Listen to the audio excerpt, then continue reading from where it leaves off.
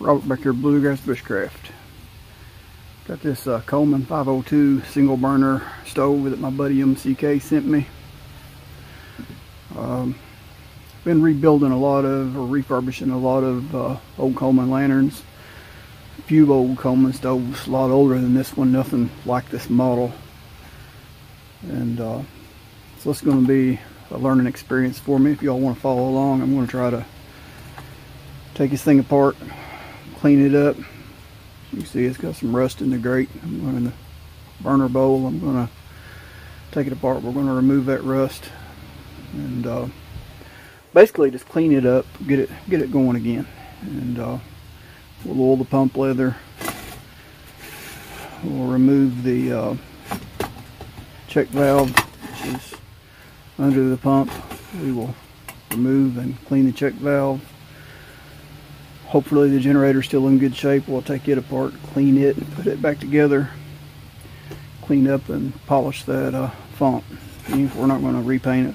This is going to be a runner.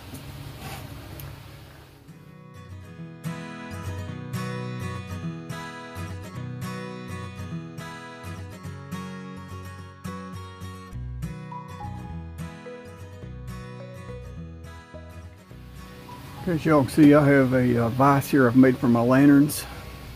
This is a lot smaller, so I have an idea that this might work. Let's try this. Got this old piece of air hose. I've cut it to length. This might work. Put down in there and lock that lantern in place. Alright, took a little bit of work, but it basically went in there. We'll just tighten this down.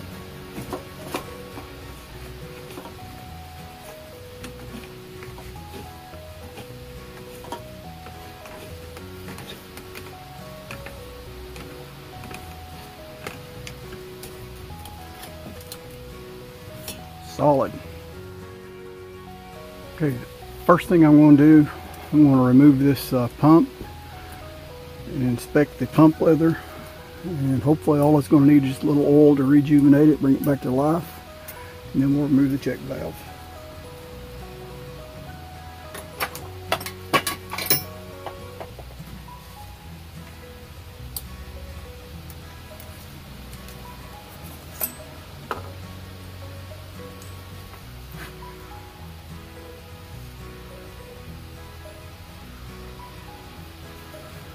Alright, that's in good shape. Just needs a little oil.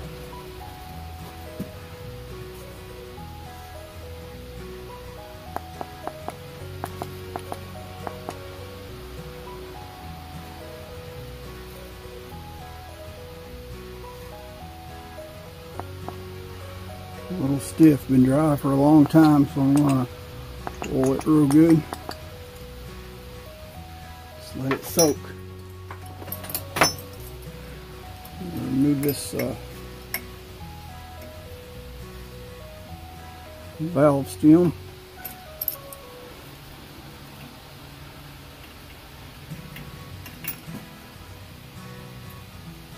It's got the small threads on it.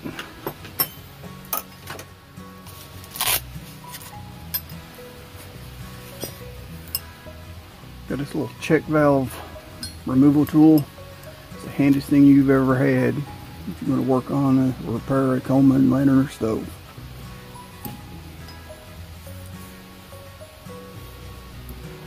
It's got two different size ends on it. Just to focus in. I think this is going to be the small end. Put it in there, turn it to fit. That's it right there, no play.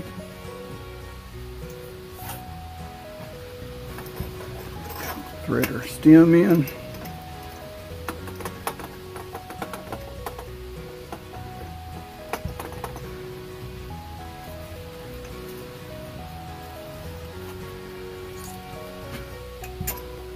Our spacer.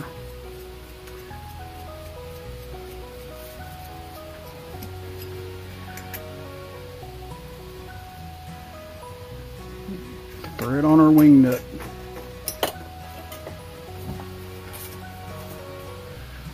This is the best way to get one of these check valves out because they're made out of a soft brass. If you just try to use a screwdriver, it's not going to fit, and you will chip your brass and waller it out, and you just run it. Don't ask me how I know that.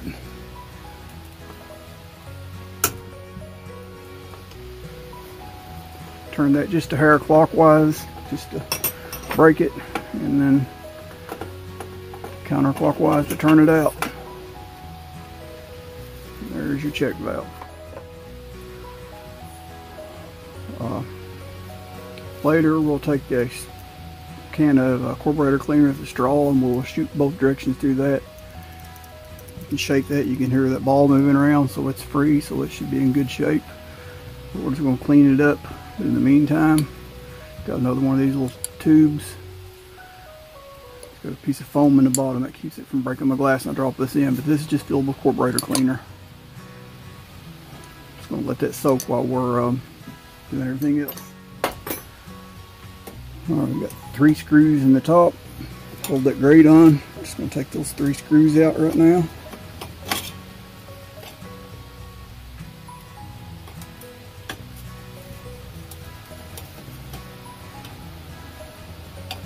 Sorry, right in the view of the camera. Hope y'all see me taking that check valve out.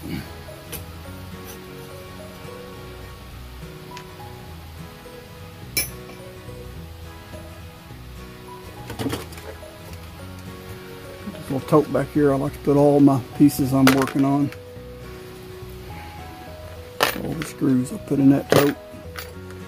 Valve stem. That way we don't lose nothing. There's the grate. It's been dropped. I'll be able to tweak it back out. There's not a lot of videos out there on this 502 stove other than reviews and lighting. Nothing on the disassembly that I seen.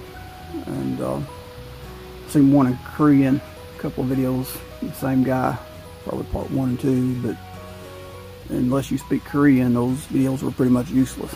So I'm just going to wing this, and like my buddy Dan says, this may not be the correct way to do it, but if it works for me, it might work for you. So first of all, we want to remove this gas line.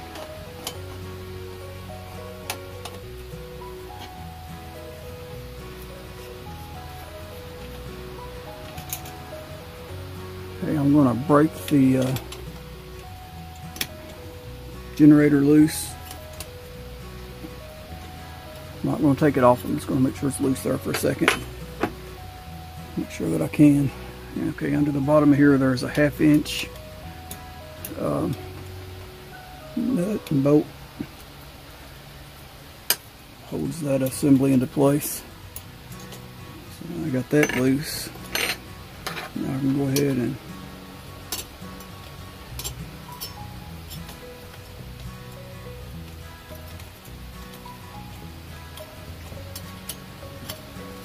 use that generator nut.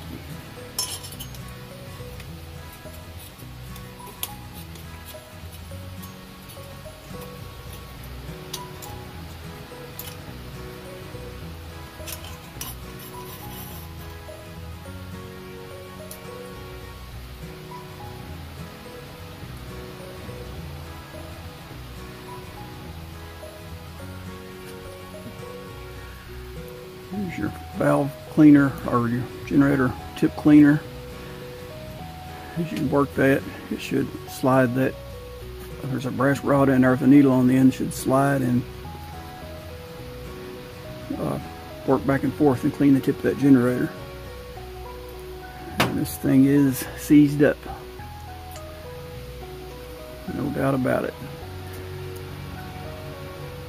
I will probably have to heat and quench, and get that generator apart.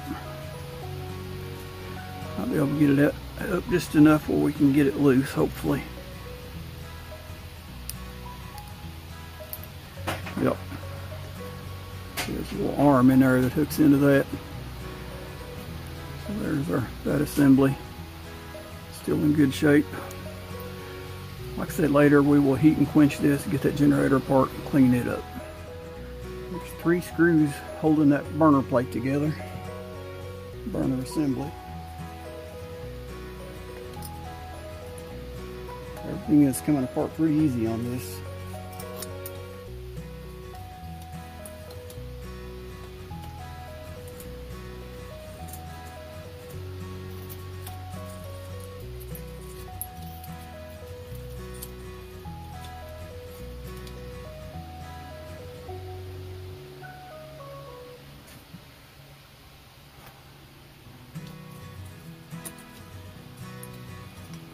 Screws in my toe.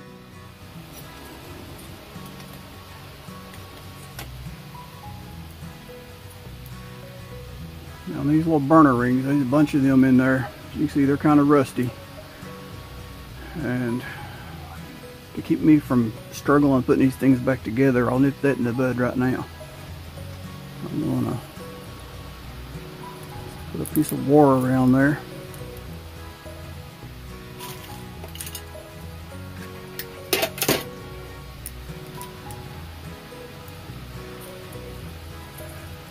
Going to hold all those in the same order they need to go back in. I don't have to worry about flipping them or remembering what ring goes where. It all stays together. I can drop them right in my bowl of vinegar and clean the rust right off of them just like that. Okay, wish me luck here. Everything else has went pretty smooth. But this little bowl here should turn out of there. Let's see if we can get lucky.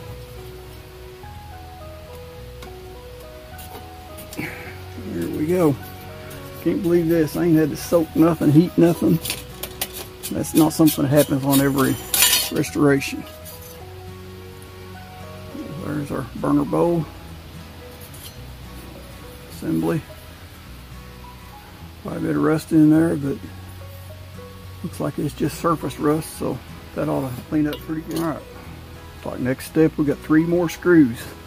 Just hope they go as easy.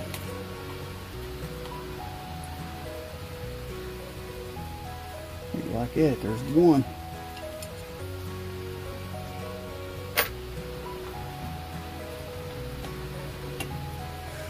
This thing's about to fall apart. It's a good thing we did take this thing apart. It probably had all kinds of fuel leaks.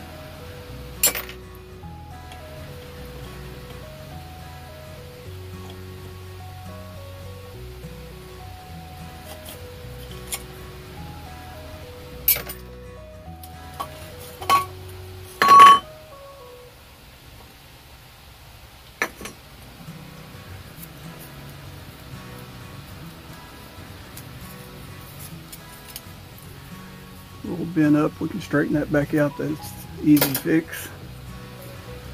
That plate really rusty. You just wait till you see it afterwards. Alright, before I go any farther, I better take off this wheel here. It's a little screw and I don't want to lose it, so I just put it right back in there.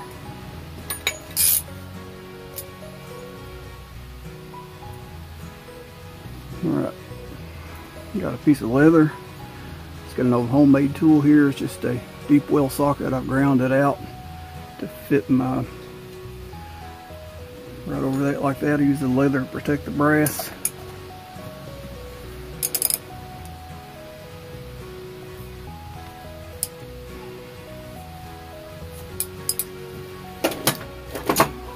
We need to heat.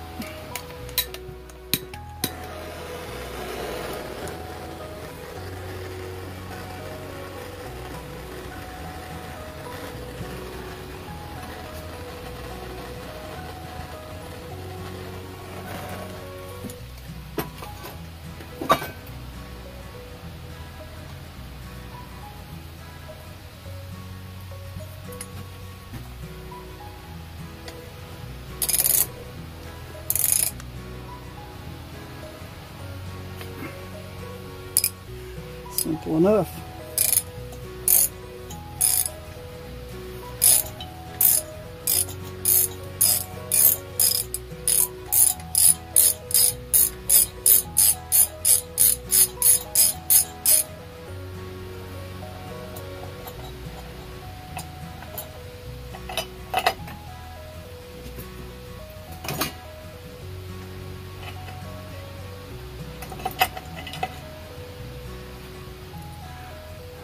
Still a little warm. Here, this is our valve assembly. This is the fuel air pickup tube. Okay, hopefully I can break this without putting it in the vise. Let's see. Yeah. And it's been an easy tear down.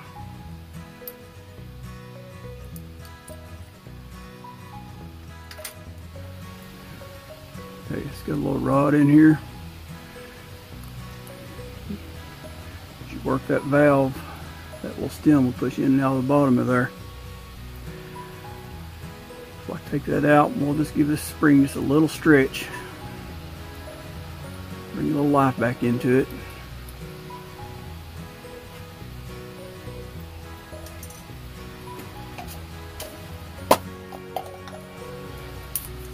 Got some choke and carbon cleaner.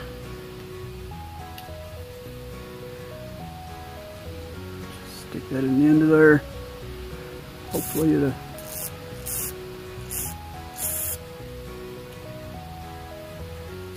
little hole in the side there where the air goes through. Stick that in there. Plug up that top end. Hopefully it'll spray through there to the bottom. Looks like it's a little clogged, but this will break it.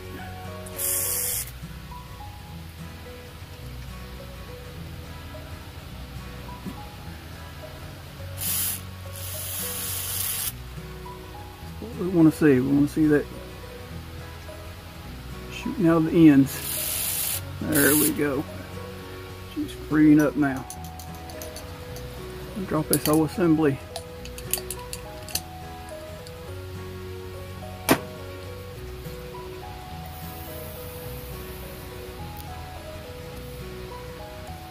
Right in there with our check valve. And we'll let that soak while we're cleaning up this font. Okay, that leaves us with this air tube. What I like to do on these, I've got this long flexible spring. If something's going to kill a Coleman lantern or stove, it's going to be a mud dauber or a spider web sack. So they would love to get inside these tubes if they can find a way in, and they will clog it up. They don't get enough air. It don't take much of an air restriction to make one burn improper. So I'll take this spring, twist it and force it.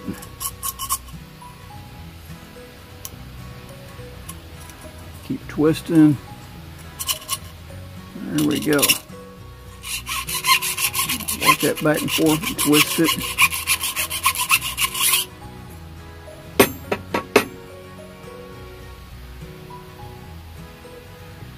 Make sure there's no debris left in there.